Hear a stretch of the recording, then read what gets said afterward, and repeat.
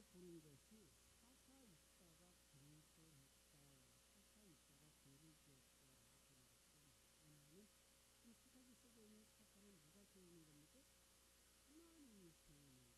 하나님이 자기 백성들을 구원하기 위해서 세우는 자예요. 하나님이 세운 자 누구예요? 예수 그리스도거든요.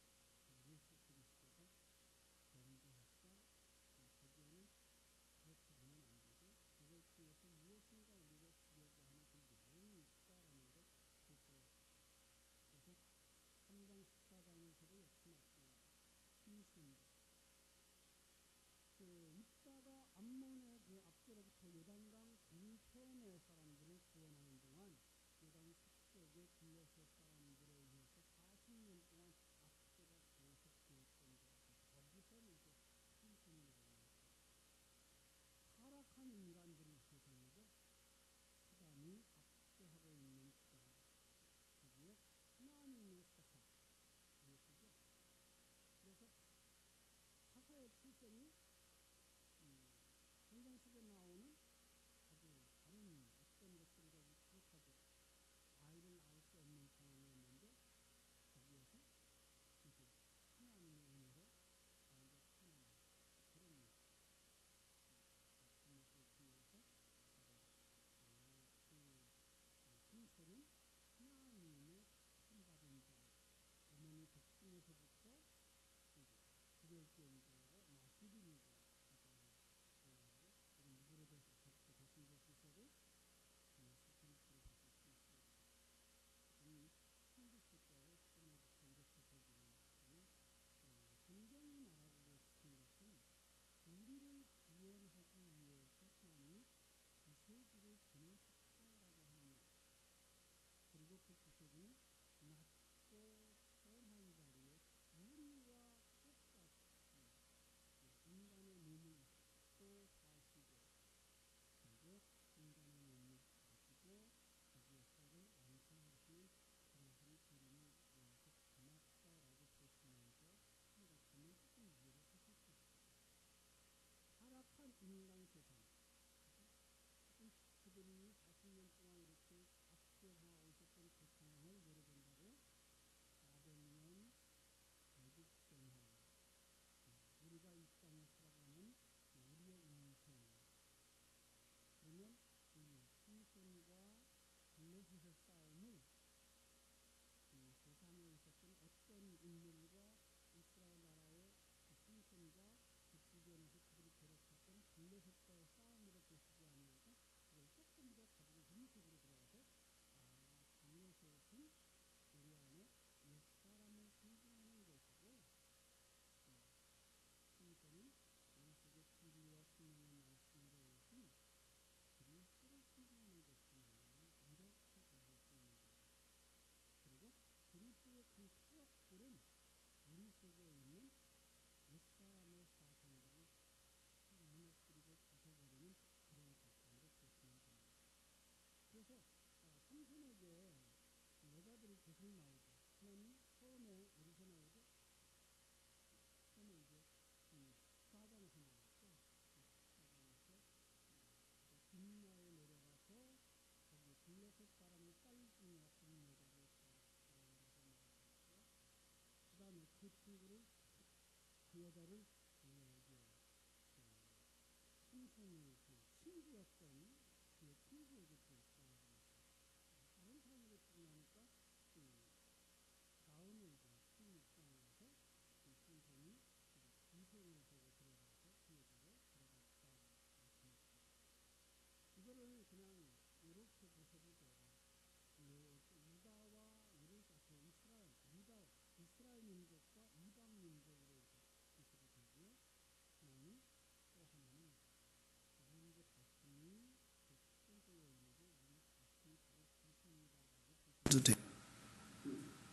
결국은 하나님께서 그 예수 그리스도와 한 몸 되게 만드는 그들이에요. 하나님의 택한 백성들. 그런데 그 택한 백성들의 모습이 세상을 사랑하고 자기만을 위해서 어떤 힘 있는 자도 이용하여 자기의 부유와 자기의 부귀영화를 누리려고 하는 그런 성격의 사람들, 요게 기생이에요. 그러니까 성경에 나왔던 기생, 우리가 여리고 전투에서도 봤습니다. 여리고 성을 무너뜨릴 때도 보셨는데 똑같은 얘기예요.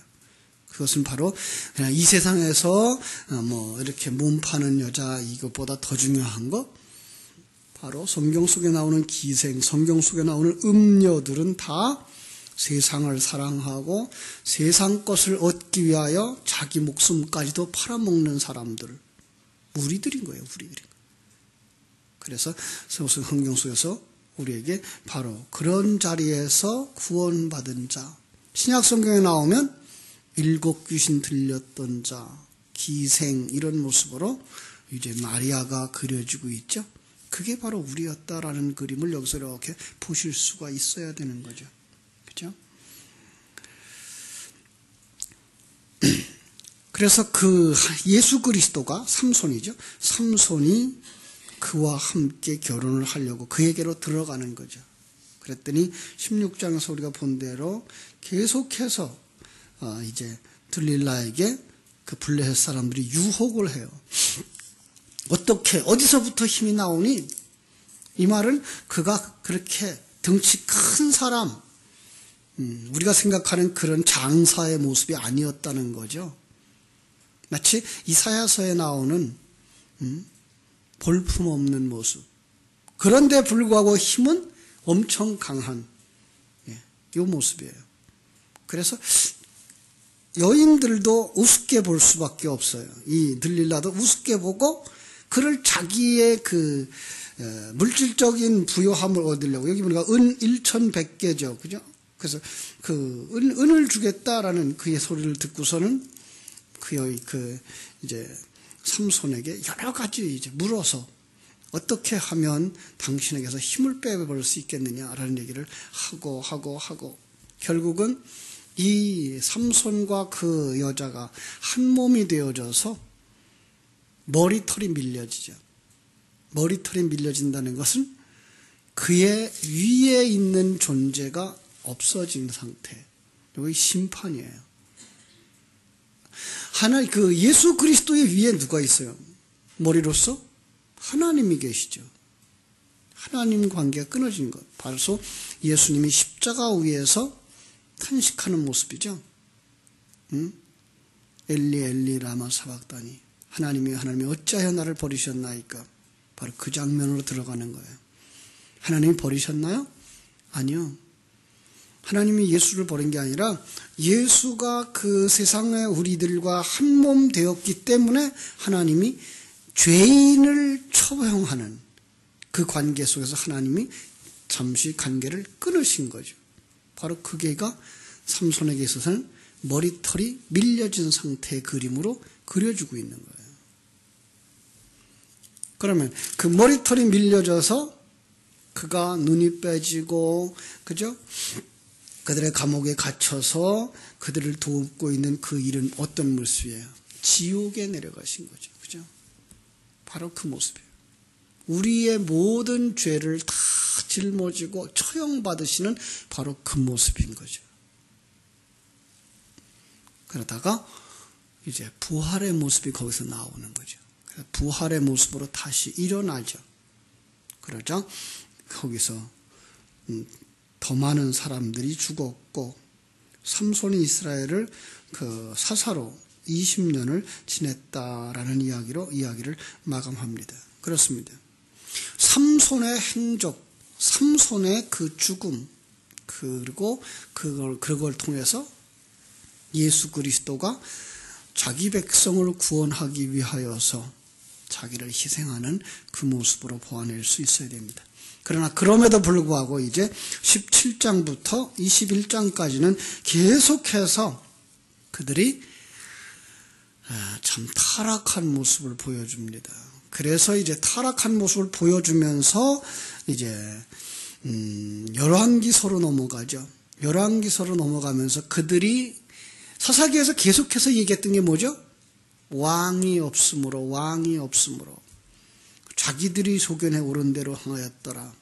자기 소견대로 옳은 대로 행한 게 그게 자기들 속에서 될 만한 그럴듯한 사람을 삼아서 왕으로 삼는, 사울을 세우는 이야기로 들어가는 거죠.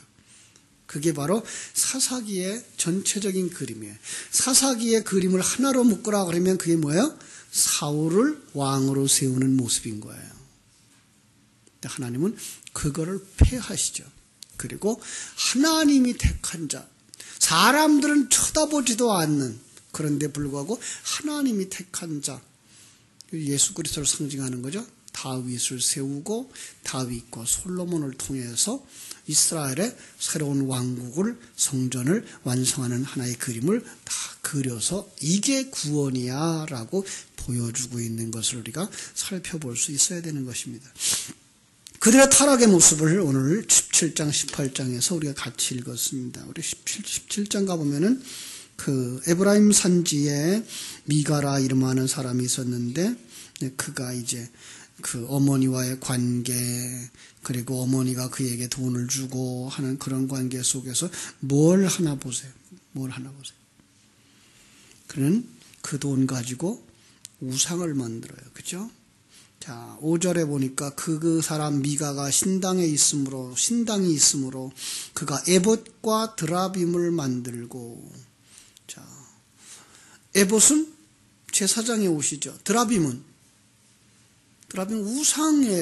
우상 숭배하던 자들의 우상이에요. 그러니까 지금 이 사람은 뭐 하고 있는 거예요? 혼합 종교를 만들고 있는 거죠. 근데 혼합 종교를 만들고 있는 게 지금 이게 누구의 모습이에요? 우리들의 모습이에요. 타락하고 있는 모습. 하나님도 섬기고 우상도 섬기는. 요즘 와서는 이름만 하나님이지 그게 우상화되어진 현실, 이런 상황들을 지금 연출해내고 있는 거죠. 결국은 그 사람 이제 어떤 사람이 되어져 가는가 하면, 그가 한 청년을 택해서 뭘 받아요? 제사장으로 삼죠. 그래서 10절, 미가가 그에게 이르되 네가 나와 함께 거주하면 나를 위하여 아버지와 제사장이 되라. 그래서 그거 제사장 되는 게 좋겠다 생각해서 그러죠. 그러고서 제사장이 돼요. 그러니까 하나님이 세운 제사장이 아니고 인간이 세운 제사장. 이게 누구예요? 하나님이 보낸 사사가 아니고 인간이 세운 사사. 이런 거죠. 하나님이 주신 구원의 주가 아니라 인간이 만들어 놓은 구원의 주. 이런 거예요. 그리고도 뭐를 생각해요? 13절. 이에 미가가 이르되 레위인이 내 제사장이 되었으니 이제 여호와께서 내게 복 주실 줄을 아노라. 착각이죠. 그냥 이 세상에서 많은 사람들이, 일반 종교 속에서의 많은 사람들이, 교회 안에 들어온 우상 숭배자들이 생각하고 있는 모습. 이렇게 하면 하나님 복 주실 거야. 물론 그들이 복이라고 하는 건 이 세상에서 잘 먹고 잘 살고 평안할 거야 라는 거죠. 하나님이 주시는 복과 전혀 관계가 없는 그런 것들을 우리가 볼 수가 있습니다. 그런가 하면 이제는 미가 한 사람이 아니라 단 지파 전체가 다 이제 그리로 빠져들어가는 거죠. 그래서 단 지파 전체가 그 사람, 그 가짜를 제사장으로 기뻐해서 그들을 자기들 지파의 제사장으로 삼으려고 하는 거예요. 결국은 그들은 어떤 상황이 벌어져요?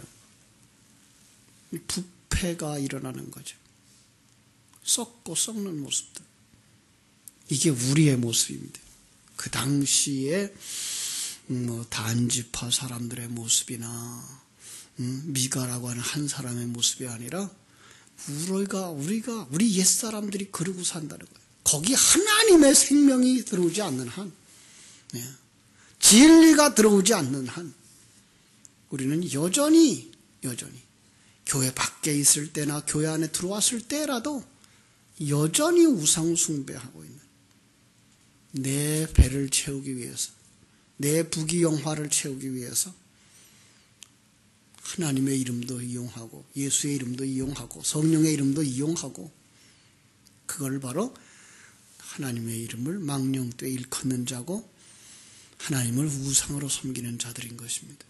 거기서 벗어나기 위해서 우리는 신령한 눈이 열려져야 됩니다. 그리고 하나님의 뜻이 무엇인지 알아야 되고, 하나님이 왜 우리를 만들었으며 왜 우리를 구원하셨으며 우리를 구원하기 위해서 왜 예수를 십자가에 못 박으셨는가를 아셔야 되는 겁니다.